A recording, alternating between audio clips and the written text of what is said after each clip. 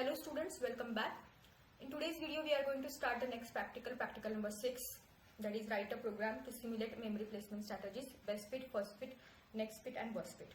So in previous videos we have finished with pass 1 assembler, pass 2 assembler, then we have seen microprocessor pass 1, microprocessor pass 2, and after that we have seen different process scheduling algorithms like FCFS, round robin, SJF, preemptive, priority, non-preemptive.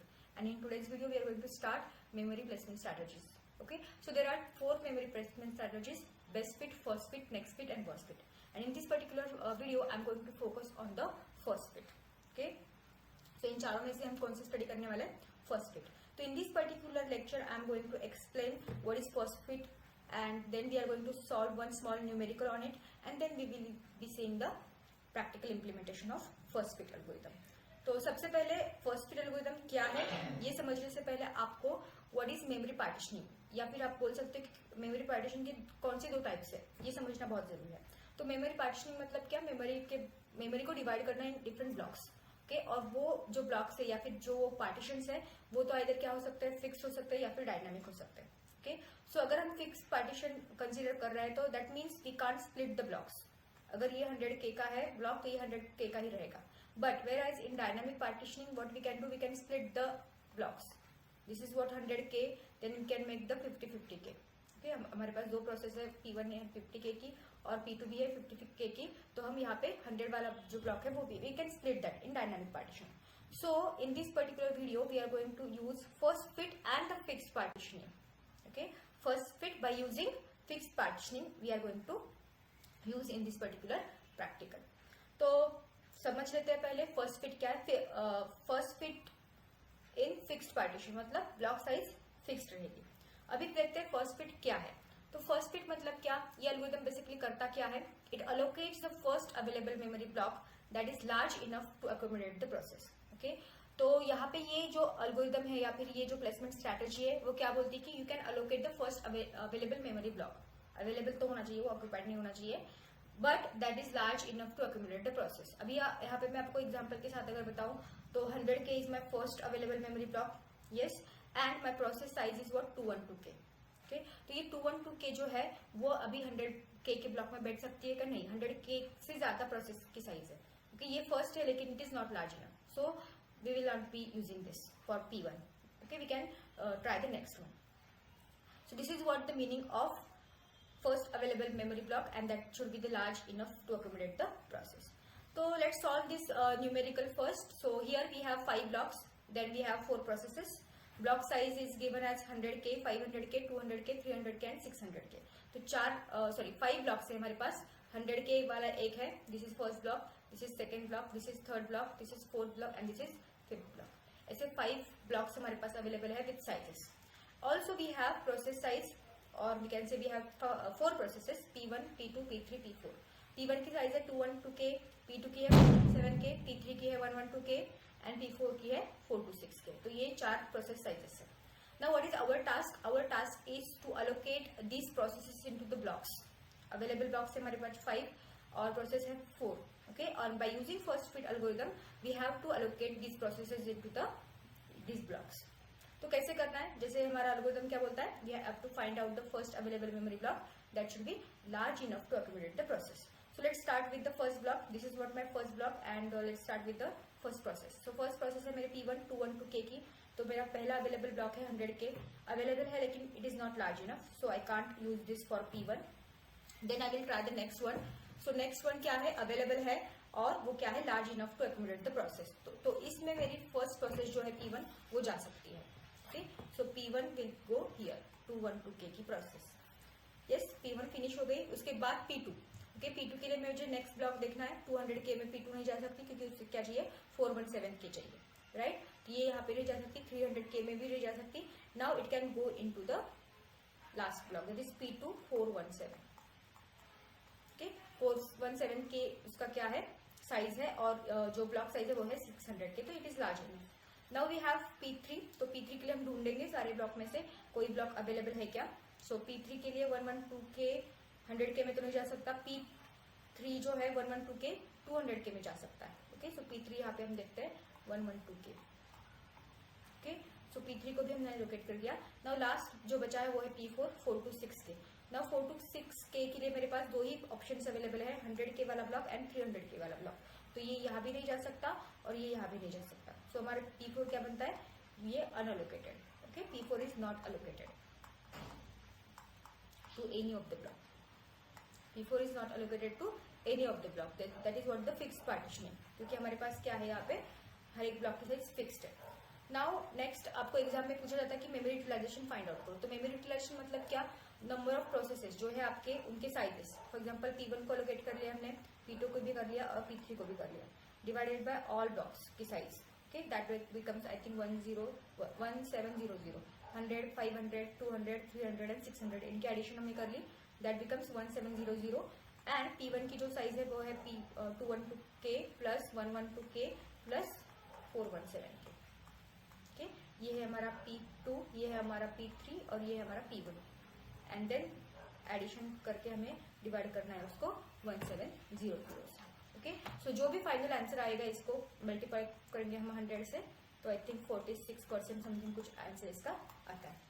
So exam में आपको इस तरीके से भी पूछा जाता है कि find out the memory utilisation of each algorithm, तो you can use this formula. So now we will see program implementation of this, कि किस तरीके से हम प्रोग्राम लिख सकते हैं इसका। तो हमें प्रोग्राम को लिखने के लिए इसको 3 पार्ट्स में हम डिवाइड करेंगे। First we will accept the input, then we will write the actual logic, first bit logic, and then we will write the output section. So before accepting the input, what we can do, we can use the variables. Okay, we can declare the variables that we are going to use in our program. So these are the variables that we are going to use in our program. The first variable is about n.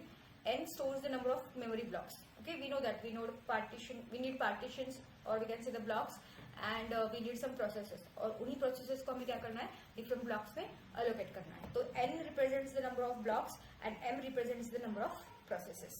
okay, उसके बाद integer का हम array लेंगे block size। तो यहाँ पे n में हमने blocks का number लिया, 5 ब्लॉक मुझे चाहिए। okay, अभी वो 5 ब्लॉक की साइज क्या होगी, हर एक की साइज क्या होगी। okay, 100K, then 500K, then 200K, then 300K, okay, and then 600K। तो ये जो 5 वैल्यूज है वो हम ब्लॉक साइज में स्टोर करेंगे। उसके बाद मेरे पास है प्रोसेस साइज का एरे, तो लाइक 212K, देन था 417K, देन था 112K and then 426K likewise. तो ये 4 प्रोसेसेस है मेरी, उनकी प्रोसेस साइज में इस एरे में स्टोर कर दूंगी। Now int allocation, it stores the block number allocated to each process. Okay, हर एक प्रोसेस को कौन सा ब्लॉक नंबर अलोकेट हुआ है वो इसमें स्टोर करेंगे। इनिशियली हम क्या करेंगे, -1 इनिशियलाइज करेंगे। अभी फिलहाल तो इनिशियली कोई भी ब्लॉक किसी भी प्रोसेस को एलोकेट नहीं है, तो इनिशियली ये जो एलोकेशन जो एरे है उसमें सारी वैल्यूज क्या रहेंगी, -1 रहेंगी, right.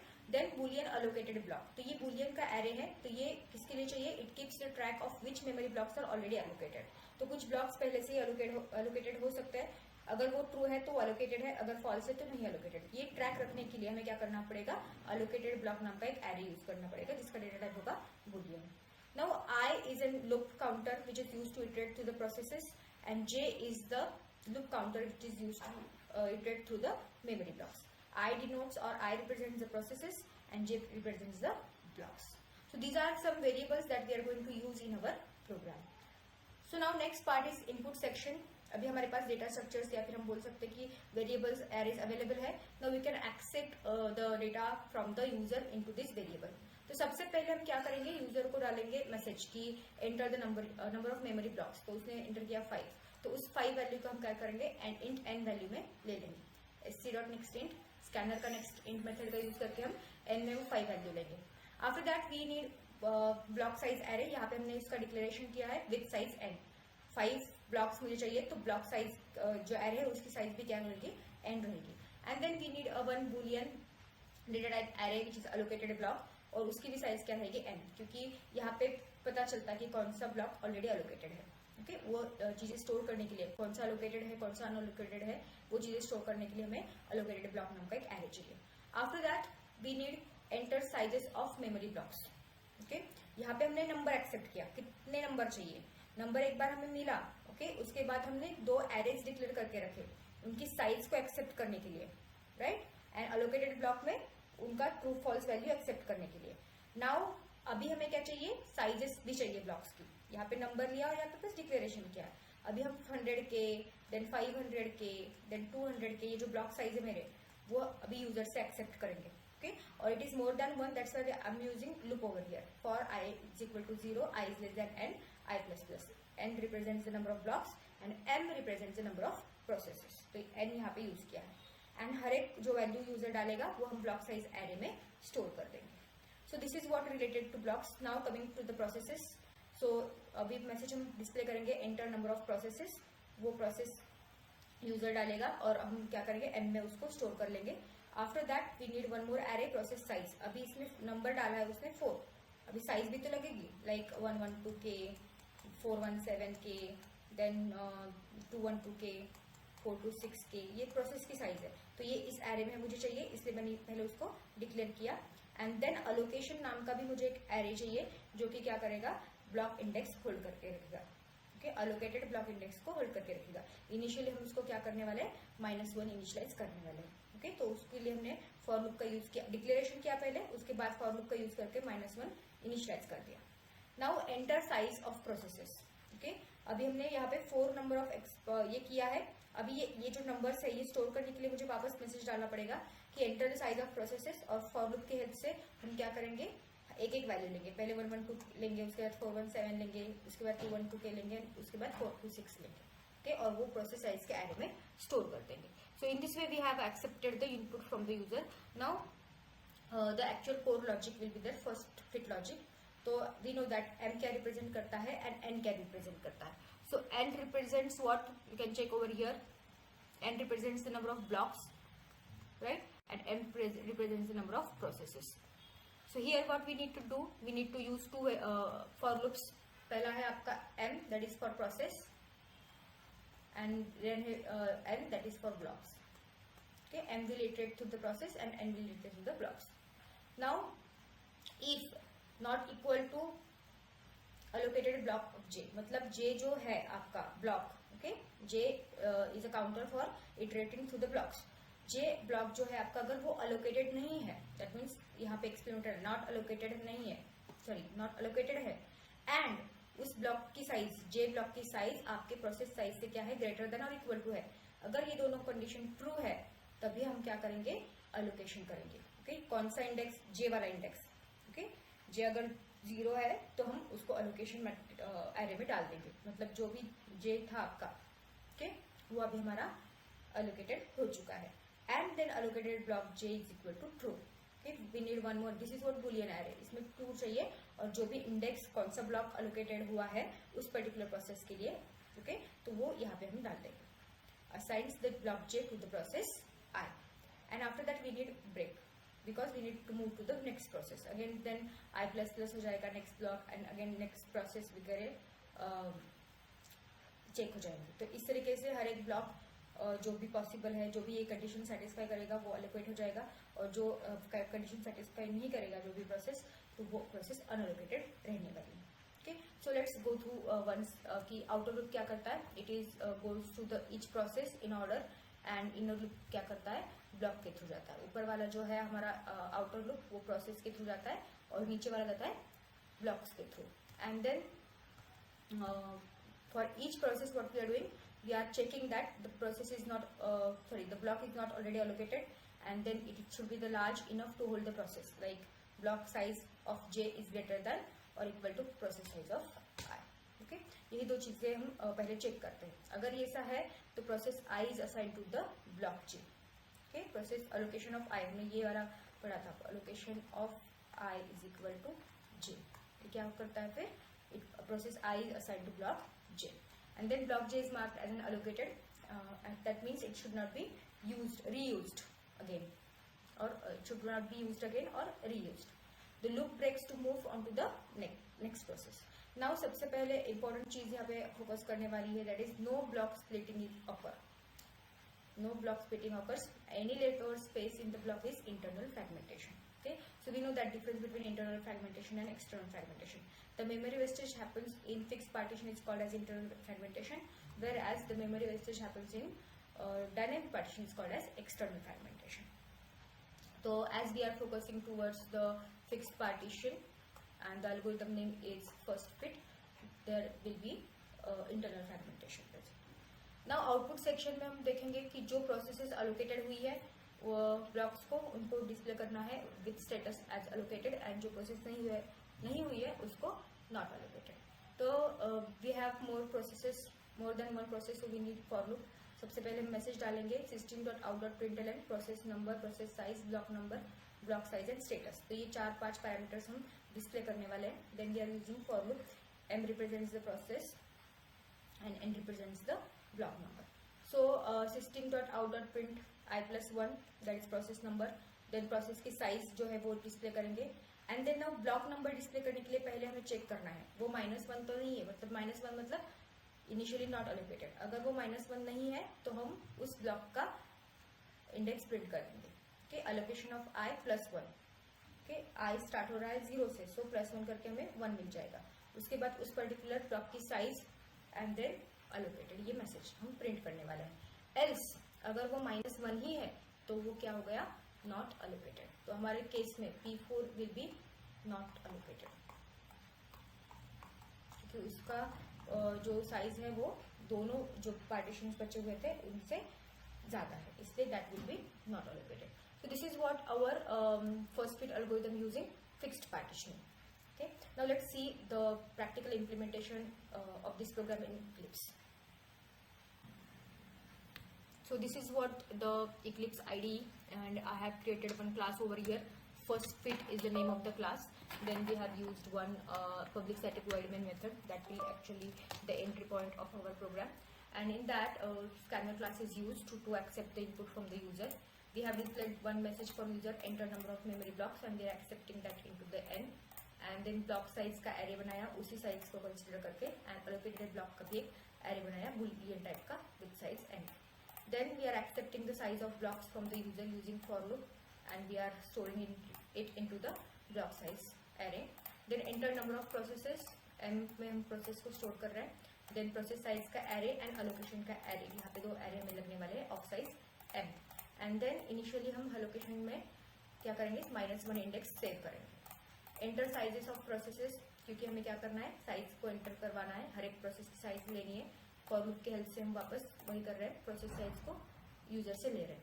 Now this is what the actual logic of first fit. एक बार हमारे पास इनपुट है तो हमारे पास 2 फॉर लूप्स लगेंगे to check whether that block is eligible to allocate that process. Okay, so I is equal to 0, I is less than m, I++, and int j is equal to 0, j is less than n, j++. And we know that m represents the processes and n represents the block number, right? So if allocated block j, so जो भी j हमारा block है, okay, वो अगर allocated नहीं है, and this is what and operator, उस block की साइज क्या है, ग्रेटर देन प्रोसेस साइज है. Process represents by i index and block represented by j index. अगर उस पर्टिकुलर ब्लॉक की साइज अगर ग्रेटर देन और इक्वल टू प्रोसेस साइज है एंड वो ब्लॉक अलोकेटेड नहीं है किसी को भी, तब हम क्या कर सकते हैं, उस पर्टिकुलर ब्लॉक को उस पर्टिकुलर प्रोसेस के लिए अलोकेट कर सकते हैं. एंड देन अलोकेटेड ब्लॉक नाम का हमारा जो बुलियन एरे है उसमें अंदर 2 वैल्यू डालेंगे, एंड उसके बाद हम क्या करेंगे, break for next process we will break. So again I++ हो जाएगा, वापस ये लूप घूमेगा. जो भी प्रोसेस एलिजिबल होंगी, जो भी प्रोसेसेस ब्लॉक्स ये कंडीशन सेटिस्फाई करेंगे, उनको उन प्रोसेसेस को ब्लॉक मिलेगा, और जिनको नहीं मिलेगा that will be unallocated. Now once we done with the loop, what we can do, we can print output process number, process size, then block number, then block size and status. So to print the process number we will directly use I+1 counter because I is 0 initially. So हमें first process P1 से start करना है, so 1 will be the value I+1. Then process size जो भी है at that current index वो हम यहाँ पे प्रिंट करवा लेंगे. और अगर हमें ब्लॉक नंबर पे भी प्रिंट करवाना है तो पहले हम चेक करेंगे कि अलोकेशन ऑफ I में उसकी वैल्यू -1 है या नहीं. -1 अगर है तो that block is unallocated, and अगर -1 के अलावा कुछ है then that will be your index of that particular block. Okay, तो यहाँ पे हम अलोकेशन ऑफ I+1 करके प्रिंट कर रहे हैं block number, and then block size भी प्रिंट करेंगे, and lastly status allocated. And last अगर ये जो -1 ही है अलोकेशन ऑफ I, मतलब ब्लॉक अनअलोकेटेड ही है, तो हम यहाँ पे प्रिंट करेंगे not allocated. Okay, so in this way we can write the program for first fit. If you like this video, hit the like button, share this video with your friends and hit the subscribe button. Thank you for watching.